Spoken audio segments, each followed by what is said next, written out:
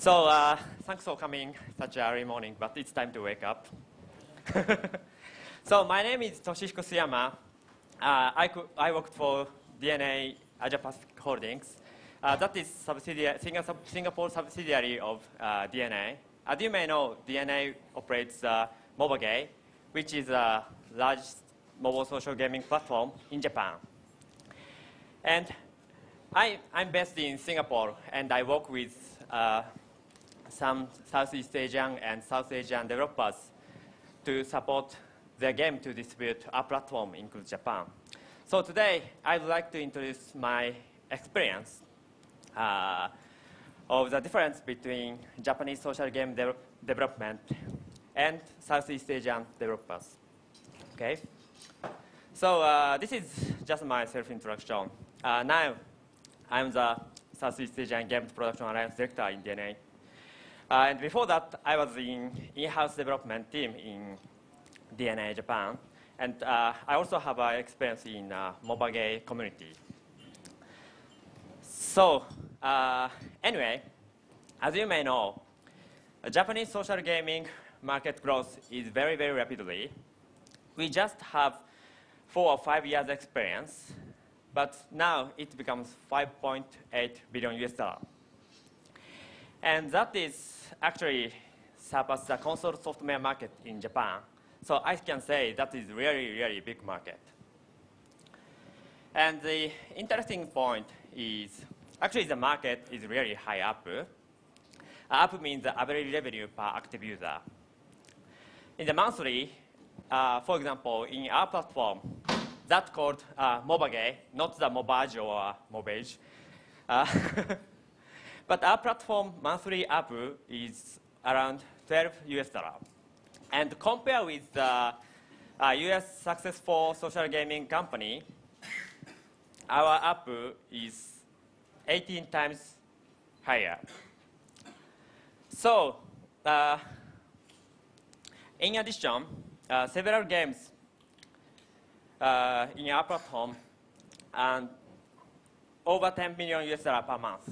So this market is really, really big. And now you think, why? And actually, lots of articles or journalists said that is because of the uniqueness of Japan, such as high disposable income, or high 3G penetration rate, or actually Japanese mobile subscription is almost all postpaid. And the carrier billing is very, very easy, like just 2 tap to carrier billing. Or maybe now it's very famous because of the gacha concept. And also maybe ninjas do something like secret activity. Thank you for laughing. So, but the point is this phenomena, Japanese-style social gaming success phenomena, is actually, I can say, not only in Japan. Now we are also being successful in United States. This is the United States Google Play Android gaming market top sales. Actually, now some of our games is high ranking. In the #1 game, Rage of Bahamut is still #1. So the game is still 1 month top one, #1 in the US market. That is Japanese-style social gaming. So now I can say Japanese-style social gaming is also successful in United States. And maybe you think the reason. The reason is because of the in-game event.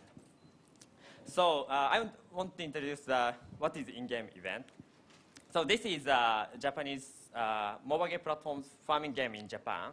So this is very regular, normal farming game. And when we operate in-game event, that is like we operate bi-weekly per month. That becomes something like that. So this is like a kind of cherry blossom season and seasonal event. And lots of users would like to achieve the goal in that 2 weeks event and get some achievement. That is the in-game concept. And actually, when we operate the in-game event in our United States game, in the Ninja Warrior, that is in iOS and Android in the United States, And we operate in-game event bi-weekly or even weekly. And when we operate the in-game event, the ARPU becomes 15 times higher than regular. And also, the another game called Skyfall, when we operate in-game event, the ARPU becomes 5 times higher.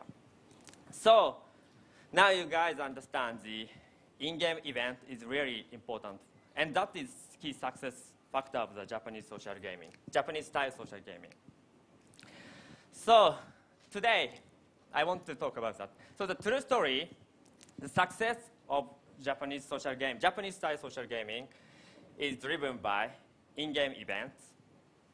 And today I want to talk about what is behind of the in-game event design and operation. I know lots of Southeast Asian developers have already do their own in-game event, but I want to talk about the difference. And if you don't have any plan to go to Japan or US market, but still I believe that we can learn something from that. Okay. So the first difference is monetization design. So in Southeast Asia market, we have lots of monetization options, such as virtual goods, in-game item, or paid apps, paper download, or paper contents, in-game advertisement, and also advertisement games. But in Japanese market, the most of revenue is from virtual goods. So in Japanese market, developer can only focus on virtual goods. And in addition to that, in Southeast Asia market, this is just sample. This is just sample. But if I say the active user is like 100%, maybe potential paying user is just 10%. And the actual paying user is like 3 to 5% or even 1% per month. That is the market. But in Japanese market, actually, maybe I can say over 80% of user is potential paying user. And around 20 to 30% user paying per month. That is Japanese market. So this user difference makes this one. So in Southeast Asia market, it's really difficult to understand who will pay or why will pay. So it's really unmanageable. But in Japanese market, the strategy is really clear. Just increase the actual paying users.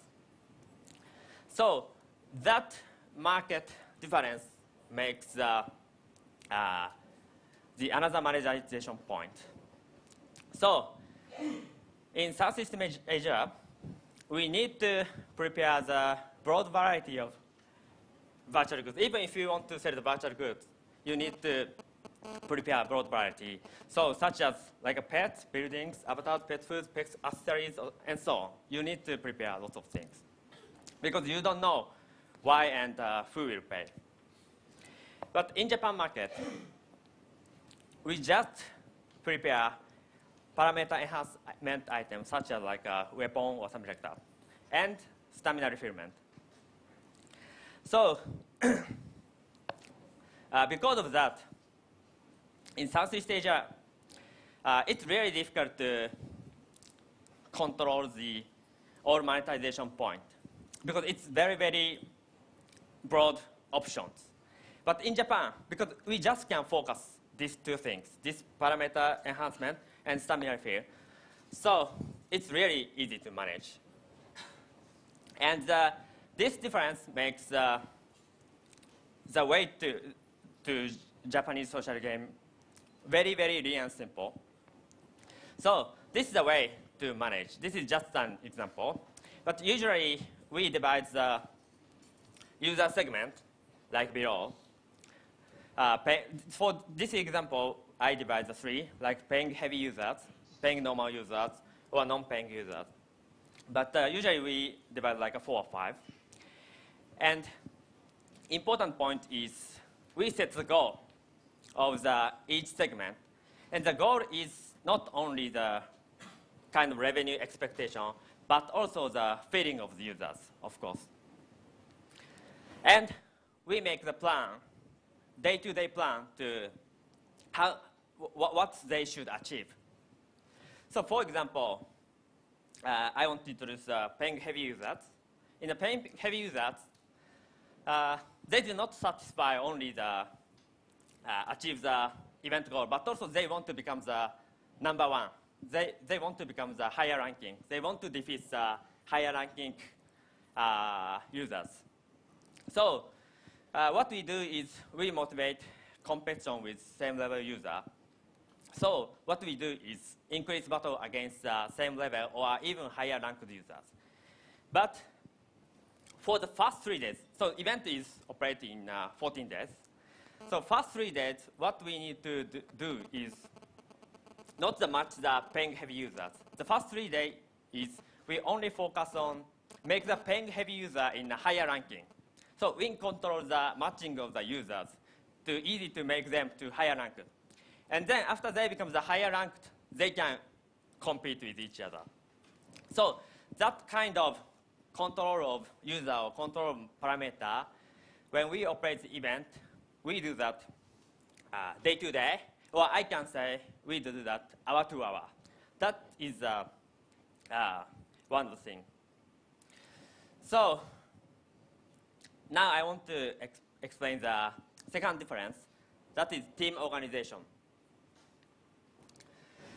So in the Japanese social game development, because analytics is really important, so even the small team, like 6 to 8 people for the one game development and operation, but we assigned one person who is in charge of analytics and parameter design. So what he do is he takes care of whole game design flow. So he implements the game design from parameter point of view, and also, of course, he do parameter design. So that is how to control the user progress or how to match higher ranked user or something like that. And the important point is he defines the KPI and develop reporting through. So he defines the key performance indicator for the event, and that clearly shows the event is going well or not. And that makes a report, and then every team member can easily to understand the event is good or not. And then, after start event, they analyze and improve timely. That is the work of the analysts. And actually, analysts need to manage user logs and analytics, and the DNA in-house team.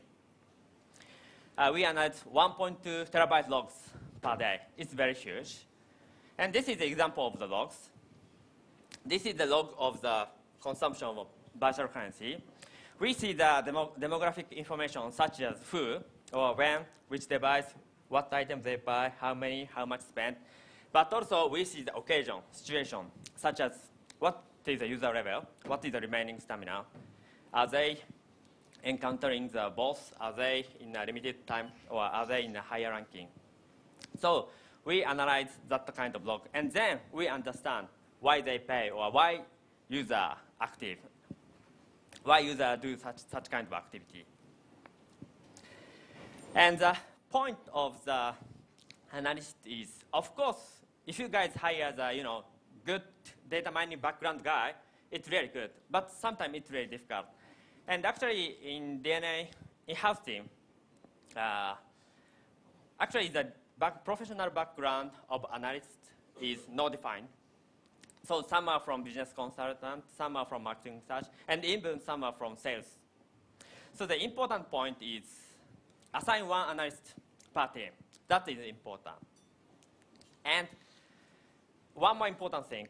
So to maximize the analyst role is the role of the other team members.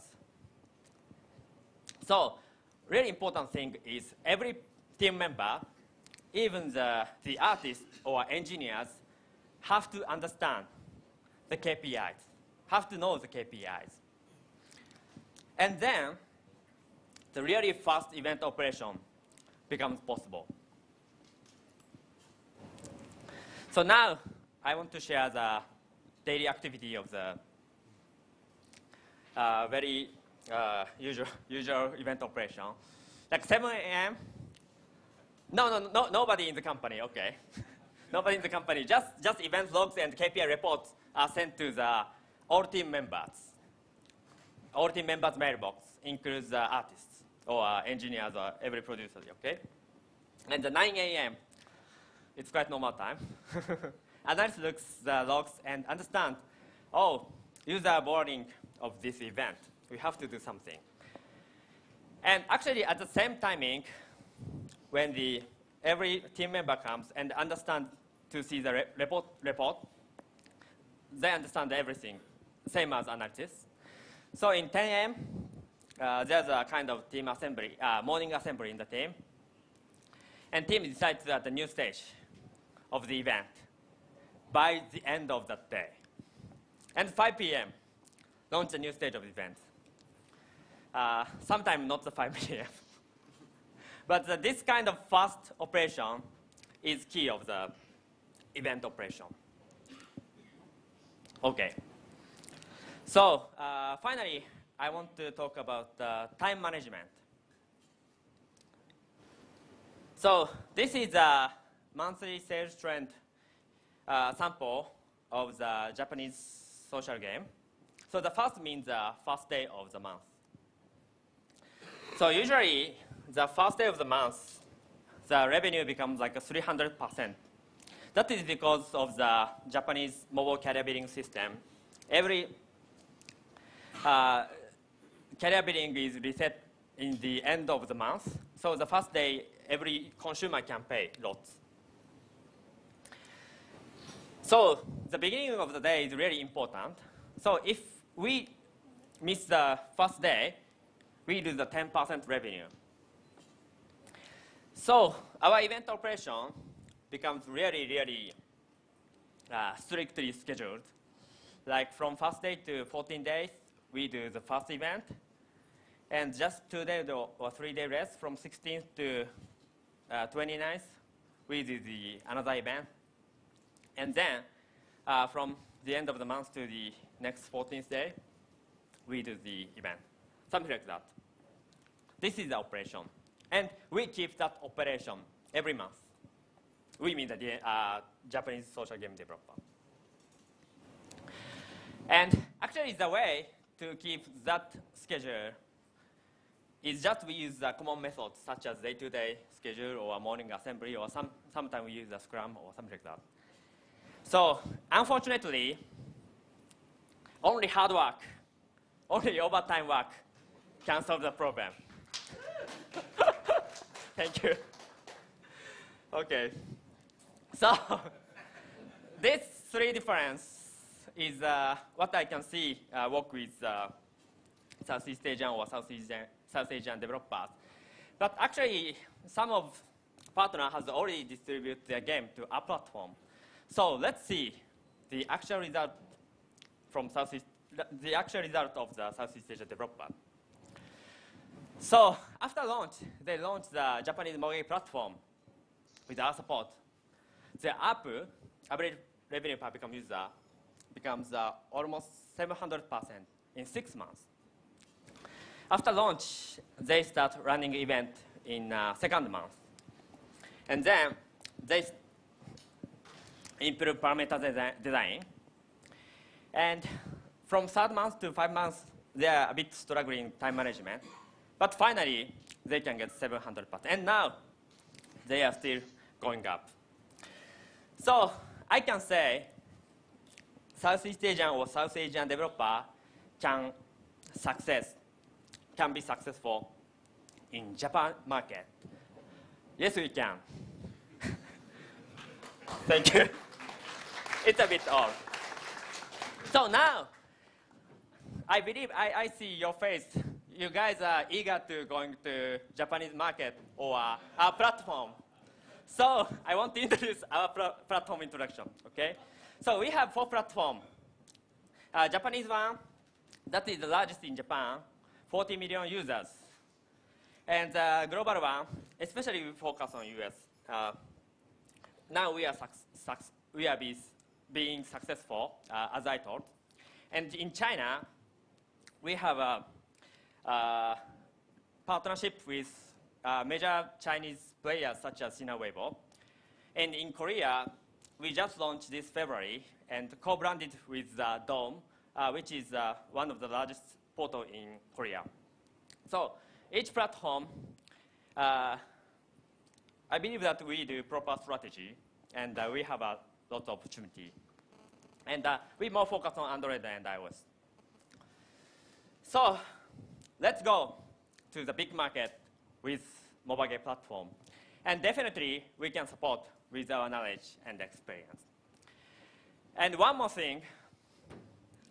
Actually, my managing director, Tetsuya Mori, will introduce the opportunity of our platform in Japan and China and Korea tomorrow.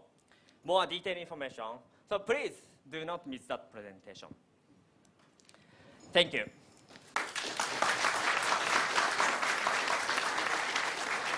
Hi, can you give me a breakdown of what Japanese players are spending on? For example, how many percent spending on avatar to enhance themselves, how many percent spending to enhance their game and so on? How many percent so what? I just want to know what is the percentage of the players spending on, for example, in China, maybe people would like to spend on items to enhance their game so that they can win, you know? Okay.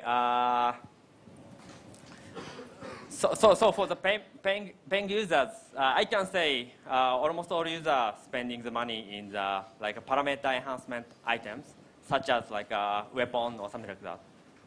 Is that the answer?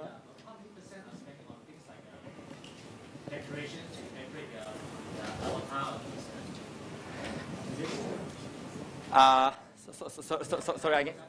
For example, some players would like to enhance the avatar by the decorations.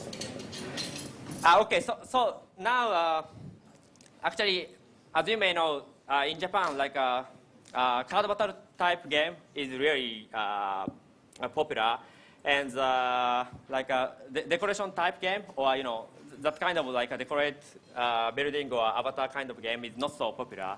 So I can say the percentage of the avatar monetization is low.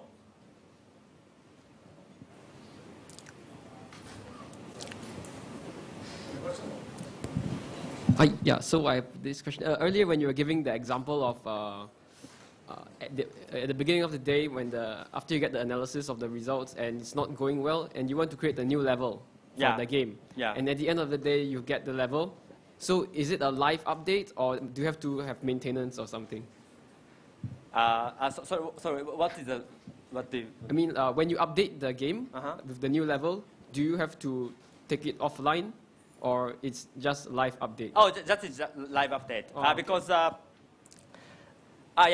because our game is always connecting with the servers, so that is like a kind of live update.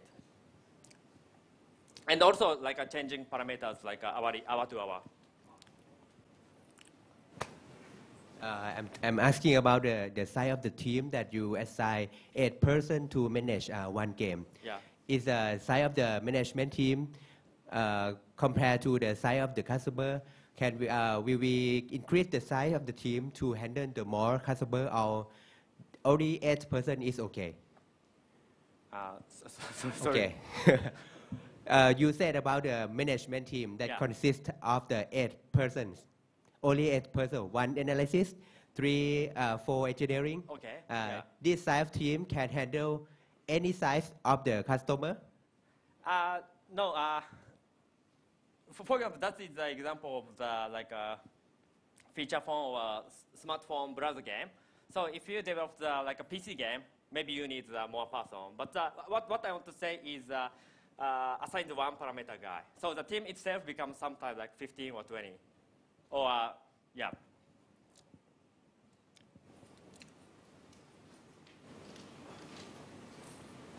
Hi, you showed us you got a 700% of high up with your service. Yeah. Is that the one good case or kind of average? Oh. I hope that is the average. You mean it's only one company? No, some, but